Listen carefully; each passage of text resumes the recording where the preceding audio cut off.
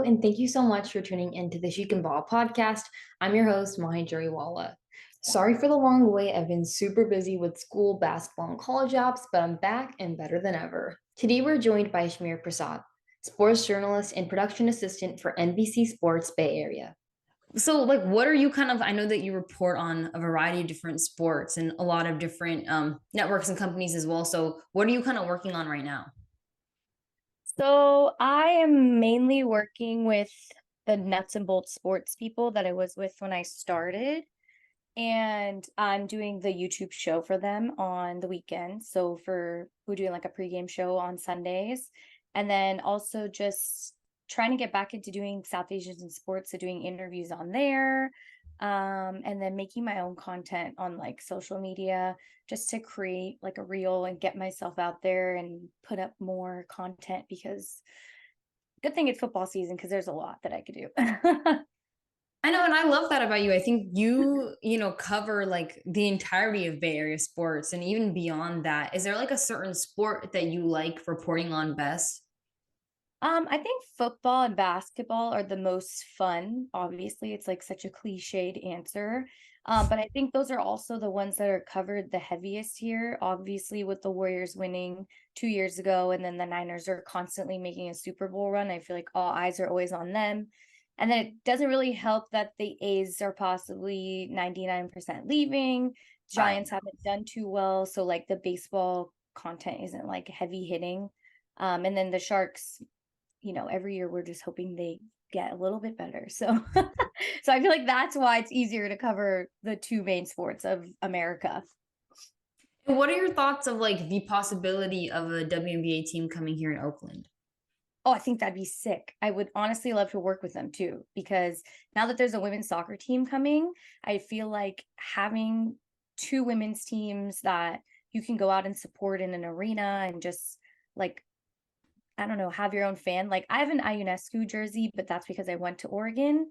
Mhm. I feel like if there was already a Bay team, I might have been indifferent, or I probably actually would have bought it already. I take that back because she was so awesome when she was a Duck, and then she's still just been like one of the best people to watch in WNBA. So yeah, I think that having a team here would honestly bring a new spark, especially to the Oakland area, because as we know, 100%. everybody keeps leaving for no reason. I mean, I think obviously there's problems across the Bay Area, but I just think having a professional sports team in that city is easy commute, it's fun, it's cool. It's a whole different area than everyone being in San Francisco or in the peninsula where it's like 100 degrees down there, you know? Yeah. No, 100%. And I think that a lot of Bay Area fans, I think, are like one of the best, sports fans across the country. I mean, we have so many like loyal fans for so many amazing sports here. And I think that they, making a WBA team, I think would just be super successful here and just giving people that chance to see basketball live and support a local team. Cause that's why I started supporting the Warriors. It was just because it was the local team. Hmm. Yeah. And having so many every sport here, I think adding the WNBA is like, why aren't we doing it already? Right. Like we already have the five major sports that people care about. I know. So fingers crossed that ends up happening. I do always like to start these interviews, kind of taking us back into your journey and the beginning of how you kind of started this amazing road to become the amazing sports journalist that you are today. So when did you play sports growing up, or were you really into journalism? Like how did it all start for you? I played soccer in high school. I was not like amazing. I was only on the team sophomore year. And I mean, I just always was around sports. My dad's a huge Raider fan. My mom's a Niner fan. My dad played soccer, which a lot of Indian dads have done in their lifetime, is they're all like soccer players. So I was always around sports. Then I went to college at the University of Oregon, and I actually wanted to be a marriage and child psychologist. So once I found out you need to get a master's degree, I was a little more nervous because if school's hard, college is hard.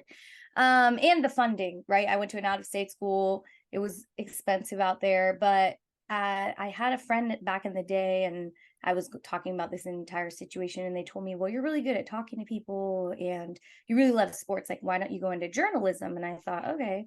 why not? And I got into the journalism program, and it was so cool. Like the University of Oregon has such a sick program. And I was there when Marcus Mariota was there. So like the football culture was unreal. Like you couldn't even write a better storyline for the 4 years I was there. And then yeah, I mean, I didn't do as many sports as I probably should have, but I really just like learned while I was at Oregon, and I've always wanted to be around sports. I like my main goal was to go to a university that had a sports culture. So very grateful that I got to go to Oregon. That's awesome. And I, had like very similar experience of me, like you loving to talk and then loving sports and kind of like combining the two. I'm a senior right now. So, looking into colleges and like what I really want to do. I'm just curious of like what you think like University of Oregon's broadcast journalism program like brought for you and what you think you kind of like took away from that. You get a lot of real time experiences. When I was there, I took a broadcast class specifically. So there was like four Mm. different segments. You're learning lighting, miking, and everything like that. And then proper interviewing. You're learning how to be one on one in a room, which is super daunting when you're only 18 years old and you're talking to these guys that could become professional athletes. And the teachers are super cool. They've been through so many different experiences. I think the journalism school as a whole has so many amazing opportunities. Like all those people are so well connected. And so I feel like that was just a huge help to have people that have been around the block in different ways, not just broadcast. The PR team is unreal. The writing, classes that I had taken were just so great. Everything about the school was, it was really like zoned in on what you want it to become, and it's really like what you make of it. So they've got the radio team there, they've got Duck TV, which I know there's like a lot of drama going on with Duck TV.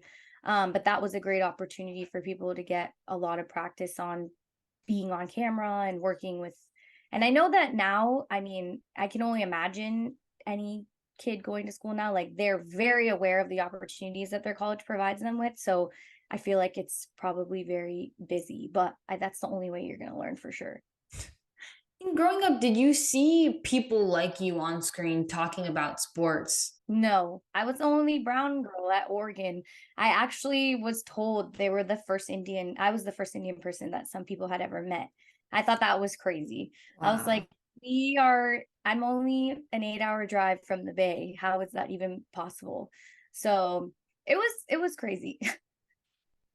And like, how do you think that that impacted you kind of like going through this or thinking like, am I not right for this field or will people maybe not want to take me just because I don't look like most people that are out there talking about sports? I think diversity in colleges is a huge thing. I feel like this problem could happen to anybody that's an Indian person going to any college. But I don't think they were discriminating me or like choosing against me in that sense. I really think it was like the amount of work that you were willing to put in and just how connected you were with these people. Like I tried to join Duck TV a little bit later, and the people that had worked there like already knew the rhythm and the tune and had a deep understanding of like what things looked like there. And so I definitely looked like the odd one out, but only because of my the time that I had put in. So I feel like in college everyone is very accepting, especially these days. Everyone like wants everyone to be involved.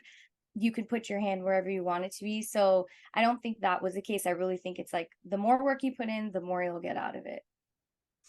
I love that so much. And can you tell us a little bit about like your involvement, like you talked about with South Asian sports and why that's so important that, you have these communities of supporting each other? So when I started posting myself on social media, I was DM'd by my friend Sandeep, and he was talking to me about this Asian American journalism thing and South Asians in sports. And I was like, there's no way there's other Indian people working in sports. I had no idea. And this was only like right before COVID. So very recent that I found out that there were these two networks that have a bunch of brown people in them. And so I looked up South Asians in sports, and I met with Neha, and I was like in shock at just all of the people that she had profiled on the website and on the Instagram. And it was like everyone was not obviously a journalist. Some people were CEOs, there were people head of talent, so on and so forth. There's a ton of other jobs within sports that you could dive into. And so seeing them, I was like, wow, this is unreal. Meeting my friend Sandeep at the time was unreal. Like he was in San Jose and I in San Mateo, and like we were so close, and he was working in sports too. I thought that was crazy. So just having people that know your background and are really relatable to you, like it was super nice to meet them. And then speaking with Neha, holding those interviews, just being, I was like head down involved in South Asians in sports, because the exact reason of why you're asking me, it was so important to me. I got to meet so many people during those interviews. I got to learn about the different departments within the space and just talk to people about why they wanted to be in sports in the first place, literally what we're doing right now. And I spoke with one woman, was a lawyer for the Sixers, and I mean, she still got a law degree, still got to do things that many they see parents want her to do, and she was just doing it in sports. I thought that was so fun that I got to tell that story. So yeah, South Asians in sports, I mean, I think it's just a great place to be involved. They're doing a mentorship right now, and they that I feel like that's a huge thing. There's always like a part of me that wants to be like the brown girl helping the brown people. And I love that. And you do that so well. So I appreciate all the work that you're doing for us in our community. Oh, thank you. And I'm just like blown away by the amount of sports that you are able to like report on, because I play basketball my whole life. And I feel like that's the only like sport I could actually like report on. When did you learn? Did you grow up watching these other sports, or was that something that you learned when you went to college? How did that work? I mean, I'm learning every day. Like I'm listening to the Mina Kimes podcast every day. I really started just knowing football, really like the teams and the quarterbacks. That was like my bread and butter. And then once I decided that this was going to be my career and my major, I was like, you need to know way more than that. So then when I went to games, I was paying attention to the defenses we were taking on, or like what the Ducks had done wrong. And back then they were doing so well, there was not that much to say that they did wrong.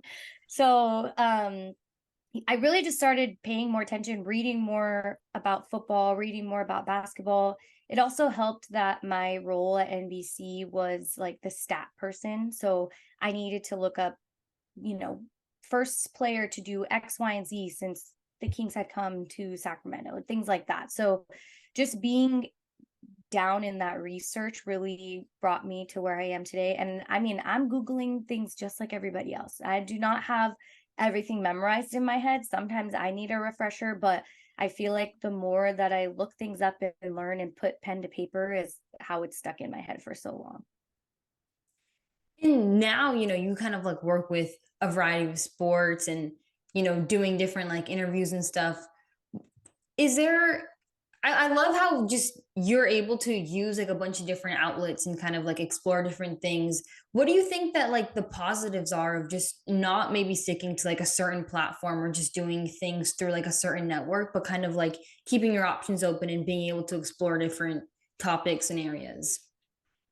I think it makes you a more well-rounded person, because I personally want to enter a room knowing as much as I can, knowing as many people as I can, knowing as many topics that could come up in a conversation as I can. I really want to be prepared, because if I go to a gala and the VP of a baseball team is there with like the CMO of a basketball team, I kind of want to be able to talk to both of them as if they're the Mhm. same person. And at the end of the day, we're all people, right? Like if they talk about how they spilled ketchup on their shirt at some event and they were walking around with their jacket closed the whole time, and you comment on something and you're just relatable, I feel like at the end of the day, just making that human to human connection is really what like takes you to the next level.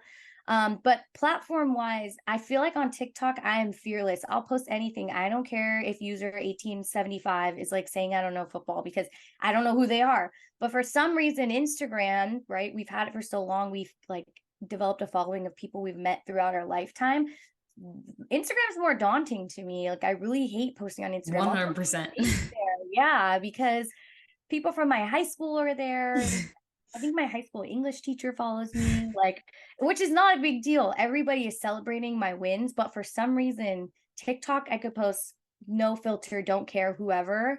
but Instagram is a whole different story. And then taking advantage of X right now is kind of like a big deal as well. That's the best place for you to just hype yourself up, and then people come across your page, and then they go to your Instagram and they're like, oh, this person loves to do, video editing. So they all intertwine. Sadly, you can't avoid one without the other. No, for sure. And when did you start getting involved with NBC, and how did that kind of take you to the role that you are at today? So I was doing South Asians in sports, and I was working at Nuts and Bolts Sports, and I was doing everything. I was also working a full-time job. So I was Wow. the social media person. I was doing my own show on Nuts and Bolts called Moving the Chains with Ashmere, which was super awkward. I was filming myself like this, just talking about the games from football so I could put some content out. And then making all of the social calendars, like you name it, I was doing all of it. And my friend told me he was messaged about the role at NBC, and he had just gotten a new job. And he was like, actually, my friend Ashmere is looking for a job. And so I interviewed for their digital content role, which was a social coordinator essentially, and got hired. And then I moved over to the production side like a year ago, and I started doing all the shows, pre and post game shows, creating all the graphics, looking up all those stats, like I mentioned, creating all those full screens that you watch on the NBC channels, which like it's crazy. It's a crazy job, but for some reason I really love it because you get to be witty, your copy isn't too long or crazy, and you're learning so much data. And I feel like I was covering the Kings last year, and that was like the most fun because obviously everybody was amazed by the Kings, and being the person that was putting the content out for that amazing season was like, it just made me feel so good. So those two roles really got me to where I was. And then, like I said, I did everything I could. I mean, social is not my favorite part of the industry, but I did it for two different platforms, two very different places. And I feel like that really helped me. And then filming myself every day, like you are, that really helped me too. No, I think it's important that you just start somewhere, right? And you get that going and make sure that you're creating content as much as possible, because then that's where all the learning and where all the visibility comes into. 100%. And the Kings are going to be amazing this year. I'm so excited to see where they are going to go. It was Yeah, it very was pretty cool. hectic at work since we did both the teams. So it was like nobody was not rooting for the Kings because all the Warriors guys were like, I loved what they've done all season, but also we want to win another championship. So it was like we're all sitting together watching the games, and like, Sabonis makes a crazy play or a dunk or something, and then it was fun. It was like you were watching at a bar with your friends, but you're at work. I thought that was like one of the highlights. Oh, um, thank you so much for today. But last question, what advice do you have for, young girls who may be looking to pursue a career in sports journalism? It is not easy. Like, I'm just gonna keep it straight. The world is changing so much, and I think the way that TikTok is evolving already from something that used to be very carefree and fun to something very strategical and, financial, and Yeah. there's just so many avenues that you could take.